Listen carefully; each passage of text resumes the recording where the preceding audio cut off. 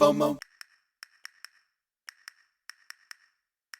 My name is Patrick J. McGinnis, and I'm a FOMO Sapiens. And since you're here, I'm going to bet that you are too.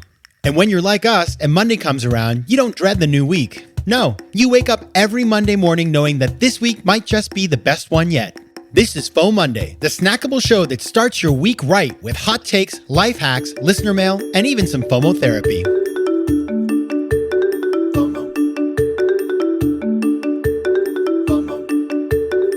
Welcome to FOMOndays, the companion show to FOMO Sapiens, which of course will be back on Thursday with a full episode. But until then, happy FOMOnday, best day of the week. I'm your host, Patrick J. McGinnis, venture capitalist by day, author and podcaster by night, and FOMO Sapiens 24/7. Now, I have been thinking a lot about today's topic for last 6 months, and I'm very excited about it. I do want to tell you that on Thursday, we have coming up Dr. Jill Stoddard, who's talking about imposter syndrome, which is something that I think most of us know very well. If you don't have imposter syndrome, show me how you do it. It's pretty incredible. A lot of times it's because you're a narcissistic sociopath. No, I'm just kidding. But there's some of that for some folks, but not you guys. But I think about these people, Elizabeth Holmes comes to mind a little bit. And I'm like, how did she have the confidence? Well, she is a deeply problematic human being. So we all have it. It's natural within us. And we're going to be talking about that with Dr. Stoddard, who's awesome. I loved the book. So you're going to get that on Thursday. But until then, maybe this is kind of related. It is kind of related. The idea of hanging back. Because I think when you have imposter syndrome, you overcome it. You overcompensate by doing too much. And what I have been thinking about is doing the opposite of that. And I'll tell you why. As a kid, I was hardcore. You guys know this. You've heard me talk about it. I wore a blazer to my public high school in Maine. You can see it in the yearbook photos. And why did I do that? Because I wanted to win. I wanted to succeed. And I had found over time this pattern whereby the harder I worked, the more I did, the more maximalist I was, I think, in my approach, the more success I had. So I'll give you an example.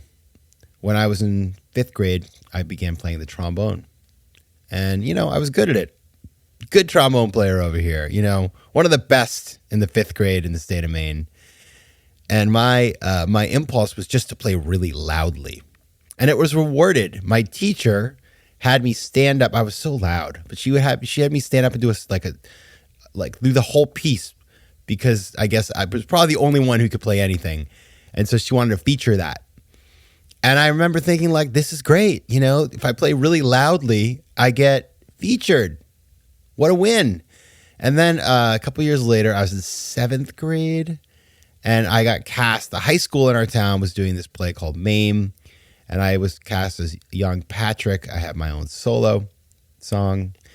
And my approach to my performance was to just sing as loudly as I could. Very loud. I mean, you could hear me a mile away. And people loved it, the energy, right? I was throwing out the vibes.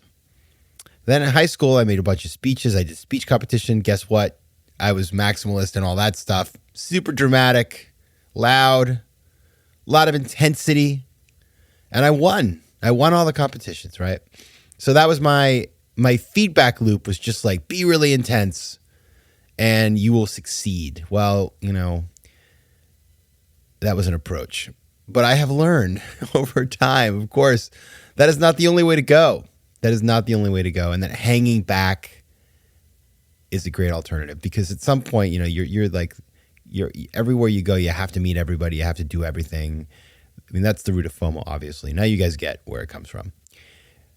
Now I had this realization that the opposite is better, can be better if you do it strategically. So I want to tell you about the power of hanging back right after this break and how to do it and what it all means and what's the psychology. All of that stuff coming at you right after this break. FOMO. FOMO. All right, we're coming back with the power of hanging back here. And I got to tell you, I think it was the pandemic, just the removal of all stimulus, just made me think do I really need to be so intense all the time And I've been working on that, like many of us. But still, I went to this conference, which I've talked about before, Brilliant Minds, about a year ago. And I try to meet everybody. It's a great room. And amazing people are there. And my response was to just try to meet everybody. And I found it stressful. And I also felt like I wasn't really succeeding.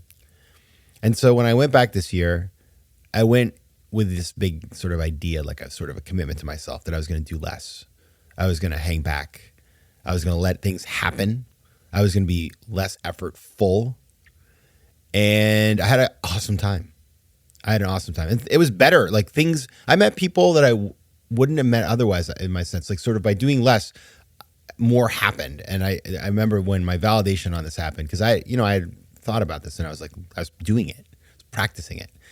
And so I was like, okay, I was on this boat ride. They put us on a boat and sailed us around Stockholm. There's still a lot of water around Stockholm. So we're on this boat and I just went to one place and I stayed there, not moving. And you know what happened? I met so many people. They walked by me and they stopped and I was super relaxed. So people were like, I guess, drawn to the energy of that. It was random. I met this one person, really nice woman, and we're chatting and we're talking, and it just randomly turned out she had actually read The 10% Entrepreneur. And I was sort of like, wow, the universe is validating my approach. You do less and you actually meet people that are highly relevant to you, and a couple other things like that. So it was cool. And I remember there were a couple people there who, I sort of knew, and the old me would have gone and, chatted them up and everything, but I just didn't. And you know what? They ended up coming over to say hi to me, which was really nice. And so it was sort of like, hey, I'm not trying so hard and actually got the same outcome. And, it's always good to feel like, okay, it's not just because I'm going over and, chatting them up that we have the convo, but that they're interested in talking to me too. These are like some of these people, you're like, well, they're pretty high profile. So it was just interesting. I was like, it was a social experiment I ran on myself. And I have gone on to do more and more and more of that. I was at a birthday party the other night and there were some people there and I just kind of stuck in one place. And you know what? I talked to some people. I missed others. But the ones who didn't come over were like, it's okay, right? And I think that was my big takeaway. By staying in one place, I had richer conversations. I didn't have the stress of running around trying to meet everybody. And it just felt a lot better to me, less overwhelming. Now, what does this all mean? Well, I did some research because I was like thinking, what is the psychology of all this? And what are the rules of the universe that tell us that this is a good idea? So first one, as I thought about it, you get into sort of like economics and math, the law of diminishing returns. And that's the idea that after a certain point, more effort does not yield more results. And in fact, it can be negative. And so it's like you sort of have like a curve where you work hard and you put in effort and you do get more, right? But then it kind of flattens out and starts to decrease. And I think that's what I was hitting in my life. It's like at some point, just being really intense and hardcore and running around and trying to do it all, I think you annoy people, frankly, including yourself. So try to stop before we hit the top of that curve and start going down. That's like the benefit of this approach. Number two, this is a very interesting concept. It's called hedonic adaptation. What does that mean? Well, there's this thing called the hedonic treadmill. And it's the tendency that you quickly return to a relatively stable level for what sort of major positive or negative things happen in your life, which is interesting. It's like the concept, I've heard it before in another way. It's like reversion to mean. You're just sort of in a spot. And, things come your way and you react, but then you sort of settle back, which I don't know if I mean, part of me says, wow, that's kind of great when it's the negatives. And on the positives, though, you're sort of like, well, shouldn't I be happier? But what I think it has to do with this conversation is, even if you do the thing that you thought you wanted to do and you went to the event, the conference, and you met everybody, you're not going to be any happier. Right? You're still going to settle back. So you don't have to overdo, you can just do a normal amount of things and you'll end up in the same place, just as happy, which is kind of interesting. Interesting thoughts. Number three, this one I really like. This is my favorite one. Strategic patience. In outcomes where you don't know quite what is going to happen, you have some uncertainty. Waiting around for more info actually could help you to make better decisions. Observe the scene before acting. I like that. It's very strategic, right? So instead of going to the conference and just flailing around trying to meet everybody and just being way intense, hang back, observe, and then be strategic in how you deploy your time and energy. And I think that's what I've been doing more of, right? And so I like that. I think it's much more sustainable, especially now that we're out of the pandemic and it just feels like there's so much happening, not being super intense, hanging back, watching, being strategic as you observe and not feeling like you have to do it all. It's a good thing. So that's what I'm doing right now. So if you see me out and about and I'm just stuck in one spot, it's not because I'm a jerk or I'm lazy. It's just because I'm trying something new, trying to find the balance. I may come back to a midpoint, but it's working. At least I'm learning something every time I engage. So it keeps me interested. Now, there are some downsides that I want to highlight here. I've been thinking about this too. It's like, okay, well, when does this not feel good? And I think number one is you do miss out on some stuff. Like if you don't talk to the person across the room that you're kind of interested in talking to because you're doing my strategy, you're hanging back, and then they leave, you do miss out. Now, part of that is information, because if you know the person, by the way, and they don't come over, well, they didn't want to talk to you either, or they're busy, or they're doing the same thing. Okay, great. But if you do really want to talk to that person, go over and chat them up. It's okay.